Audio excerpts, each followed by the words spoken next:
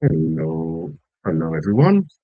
It's another video for myself, and what I'm doing another video which Textus Receptus response to Timothy Decker, and I said it's going to be approach it from a different point of view.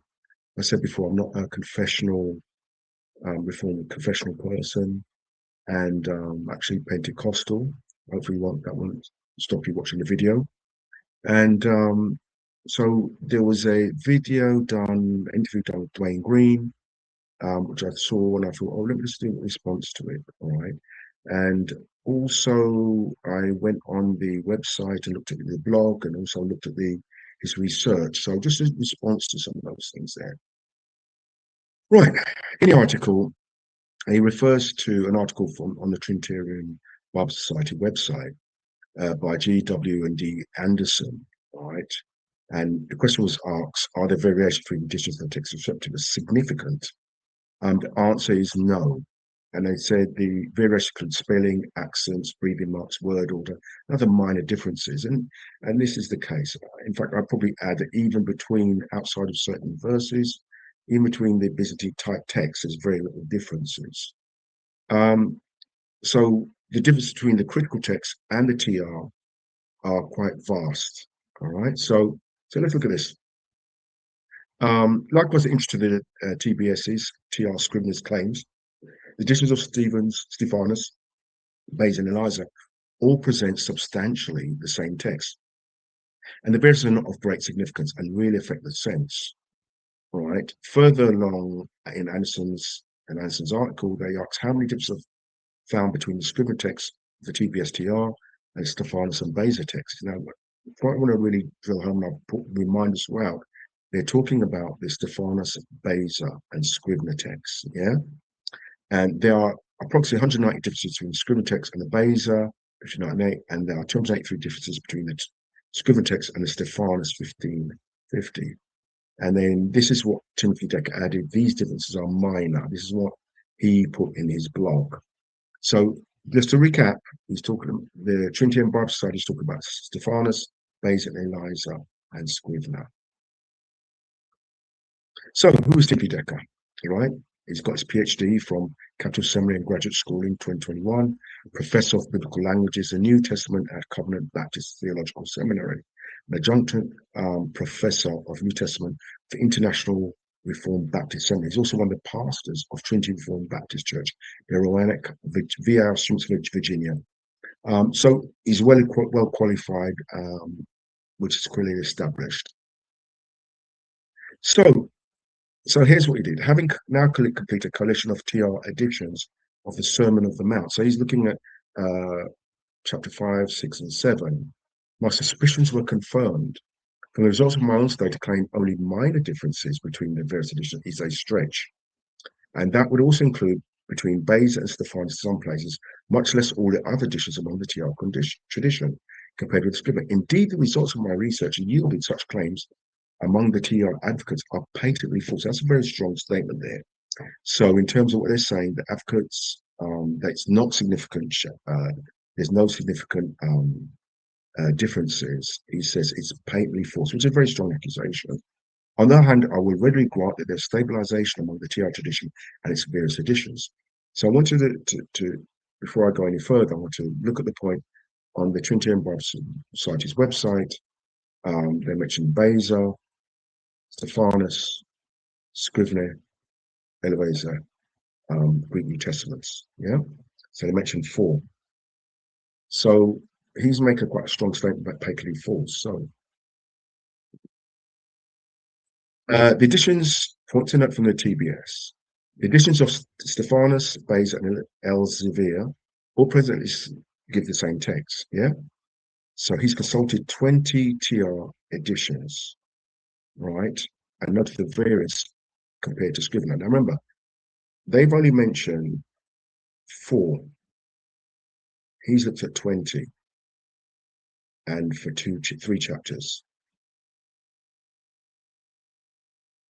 So 22 additions, and I'm focusing on category 1, variants of great significance. All right. So that's his response, saying that when they said there's no great significance, he's saying that's patently false. So I would look at in terms of those examples he gives.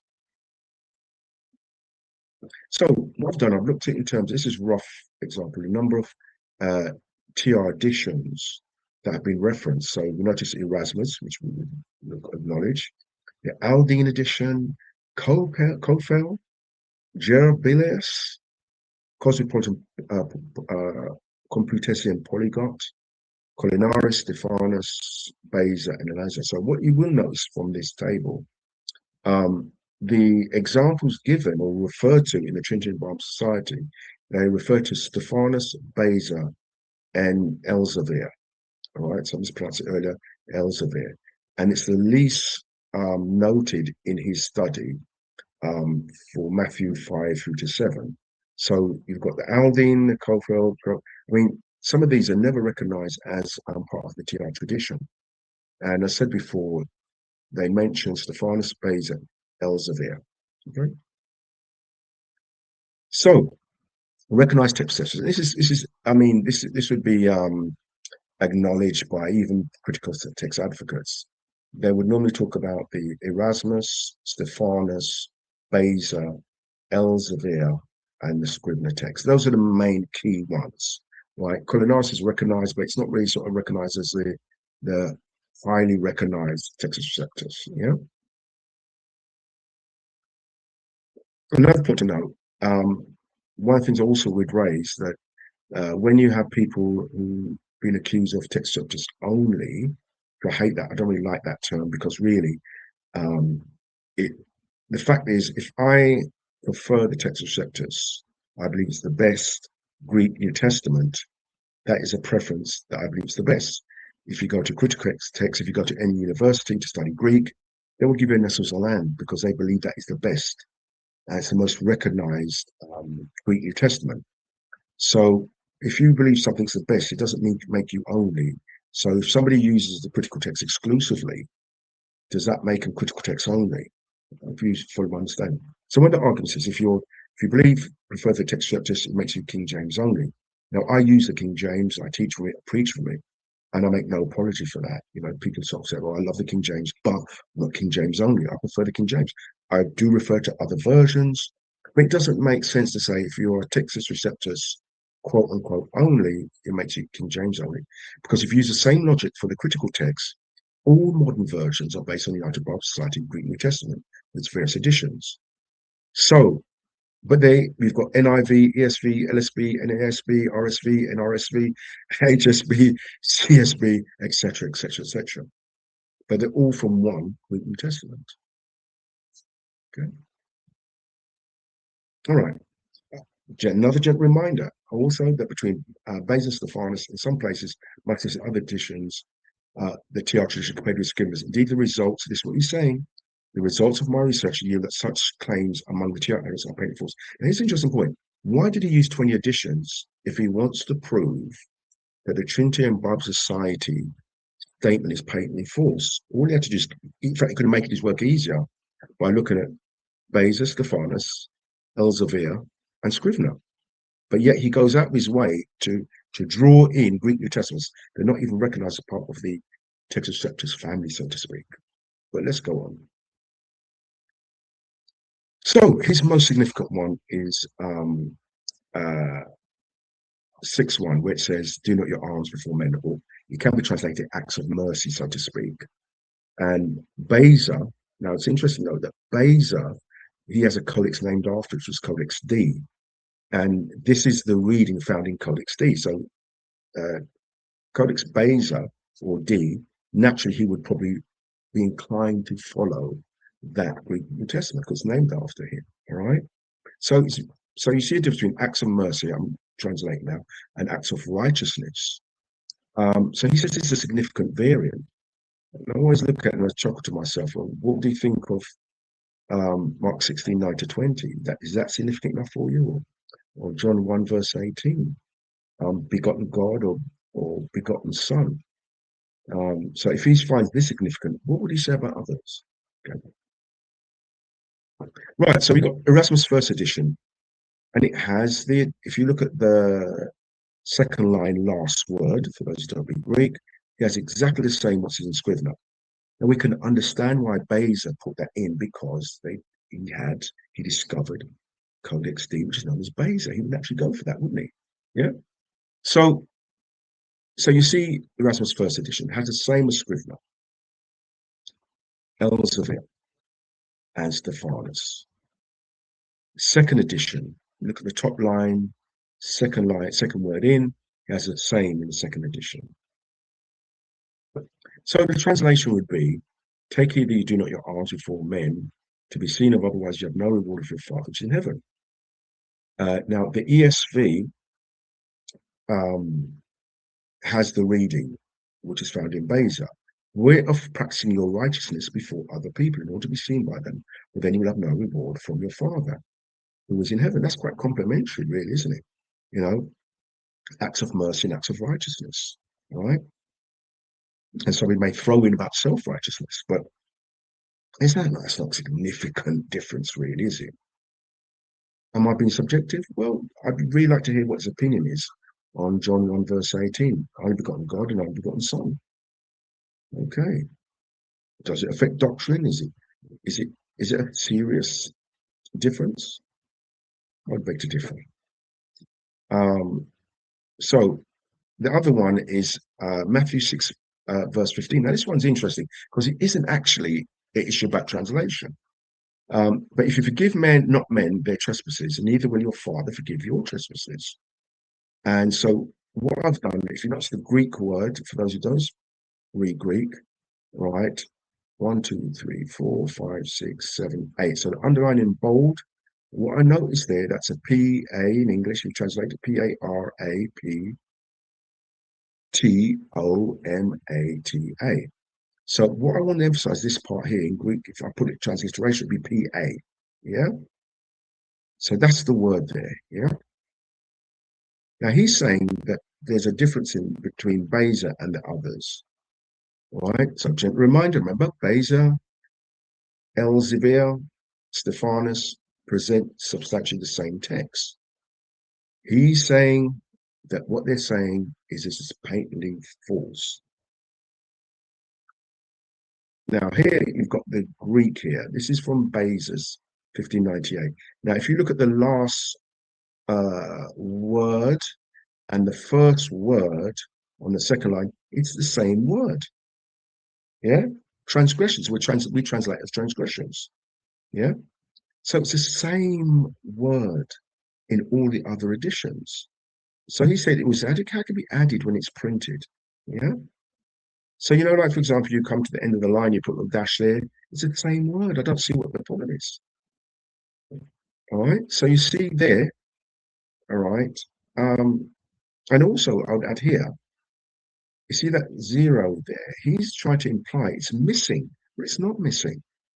Yeah. So basically, if you go to the Nestles of land, if you see a zero by a variant, it means it's missing or omitted, right? But you can see for yourself there. Let's go back again.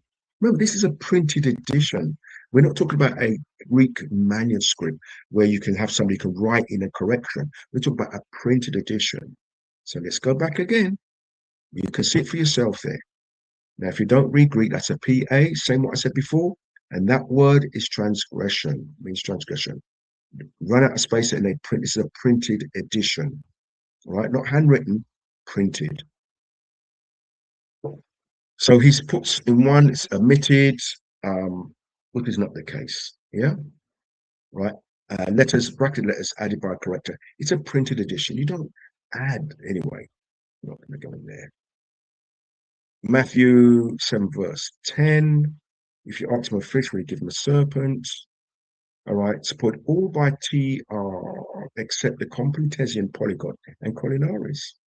Now remember what the original thing on the Trinitarian Bible Society said. It mentions, let me repeat again, Beza, Stephanus, Elsevier, and Scrivener. It's supported by all the TR except Complutensian polygon and Collinaris. And I've got my gentle reminder there. So it's essentially the same text. So he's saying it's false what they've said on their website. But we've proved that's not the case.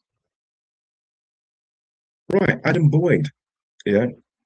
Um, Highly recommend his Greek New Testament. I prefer, because the reason why I recommend his Greek New Testament, it shows you the translatable differences between printed Greek New Testament, such whether you advocate for a Textus Receptus, King James, um, whatever, but it's a very good one because it actually shows you the printed differences between the Textus Receptus, the Nessus of Land, all those. So it gives you a good idea if you're into those background studying.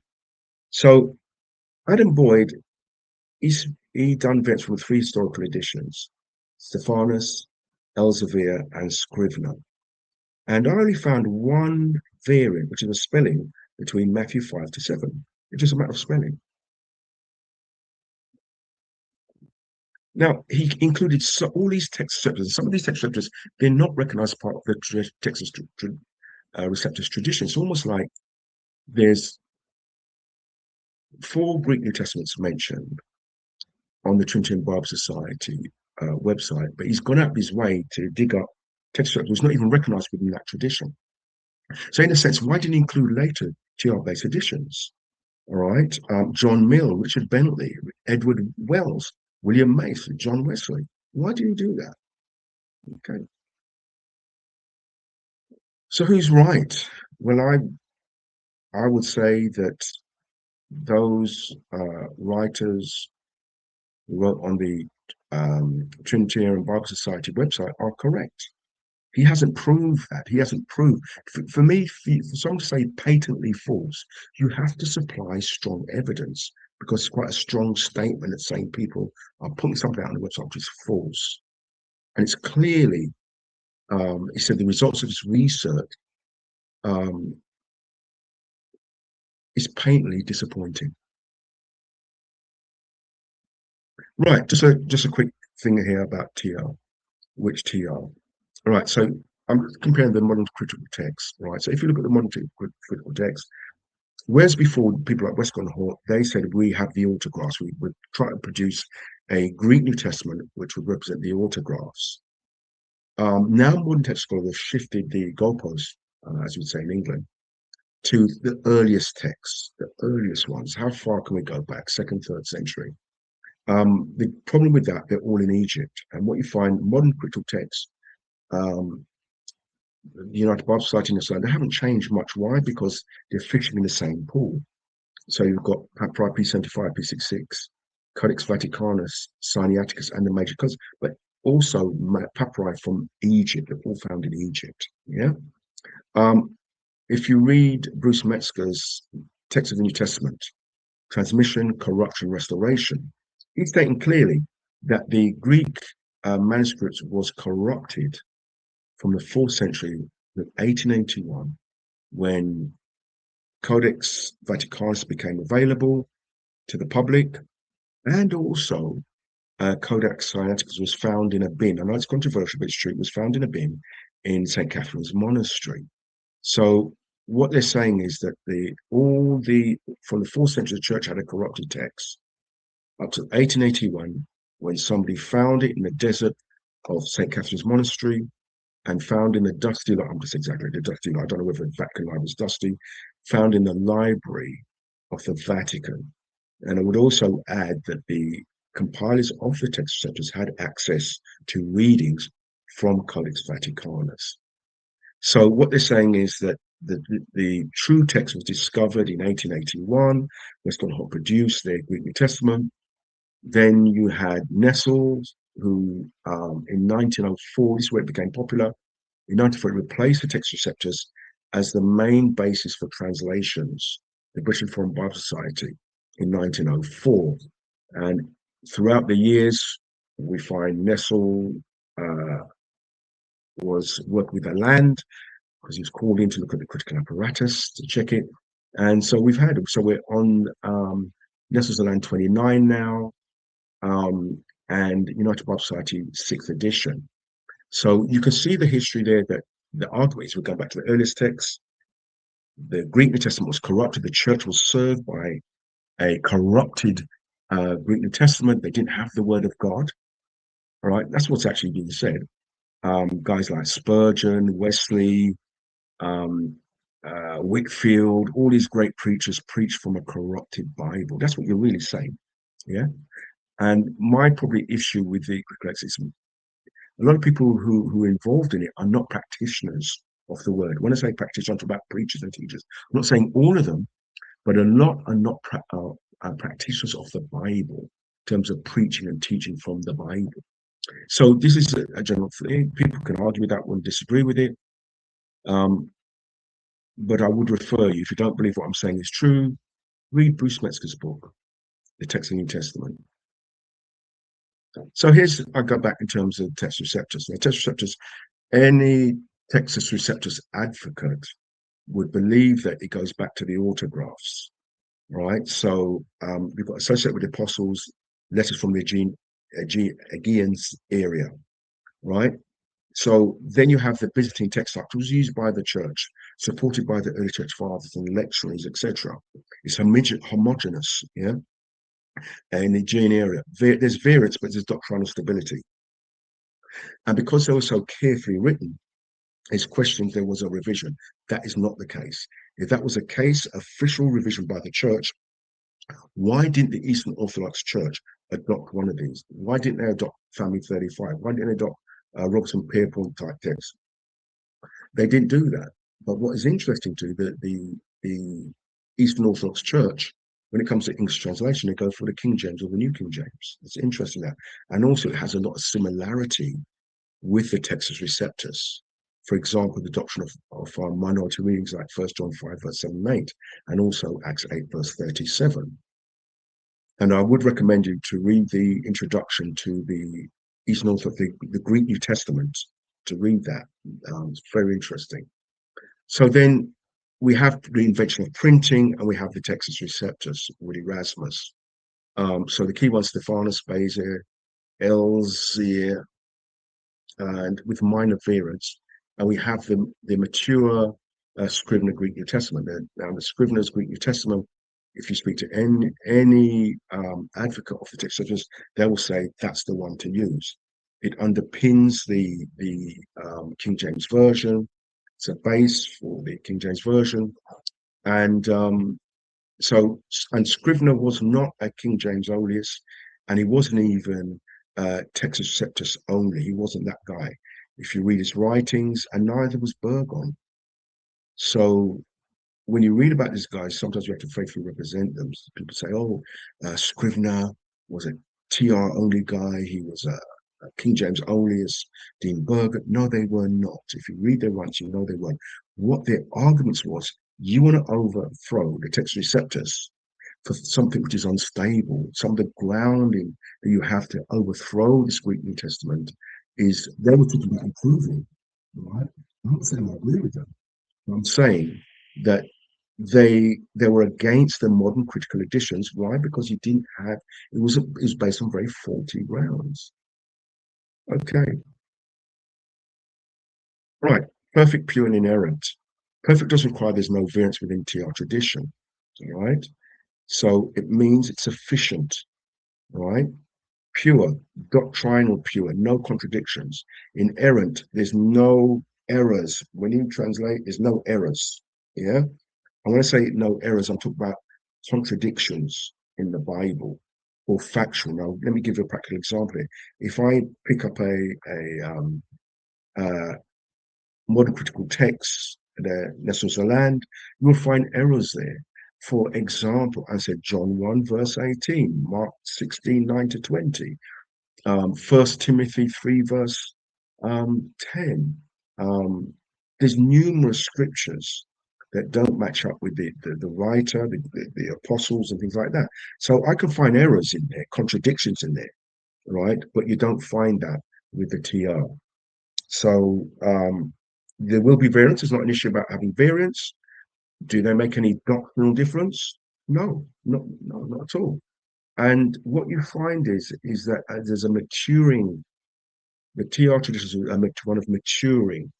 And what you find is that they've reached a point now where it's a stable Greek New Testament. The modern critical text is not stable, even though it doesn't change a lot. This is the thing I want to add. it doesn't change a lot. The methodology may change, but it doesn't really change. And so this is what, so one of the things is, oh, we found an error, we found a variant, therefore God hasn't preserved his word. God has preserved his word. And if you're a preacher or a teacher, what you're preaching from, if you don't believe you're preaching or teaching from God's word, right, what are you preaching from then? Conclusion. The text, as Timothy Decker stated, on the other hand, I will already grant there is a stabilization. It's what he said amongst various editions. There's a minor difference between Textus tradition and the recognized TR is the Scrivener edition. So when people talk about which TR, I've heard this. If I think if Jeff Riddle had £1 for every time somebody asks that question, he'd be a very rich man. You know, he always putting out telling you what he means when he responds to that question. People still asking the same question time and time again. Now, you may not like his answer, but he's always given the same answer. He's consistently answer. Which is based on the view that the confessional bibliology interpretation of literal word or word preservation. So what the opponents of the Textus position is, if we find at least one difference we can found in then the TR position falls. Yeah, if we can find a variant, then God, how can God has preserved his word and there's a difference between the different texts? Now the main TR texts are Stephanus, Beza, Elzea, and Scrivener, but every Textus advocate will always reach out for a Scrivener. I've got my Scriveners, and very happy with it as well. And so this is where, and also, I said, it's the main underpinning translation for the King James and New King James. There's other translations, but these are the mainstream ones. And if you, as a preacher or a teacher, can pick up a Bible translated based on the Textus Receptus, you should, and this is what you'll find with most Textus advocates, and even some King James, King James preferred, is that they believe they preach from God's word. What are you preaching from? Anyway, God bless you. God keep you. May he cause his face to shine upon you. And feel free to comment and criticize. I'm not sort of sensitive that way. I like when people criticize because at least I can go back and check. All right. And perhaps do another video. Take care. Bye.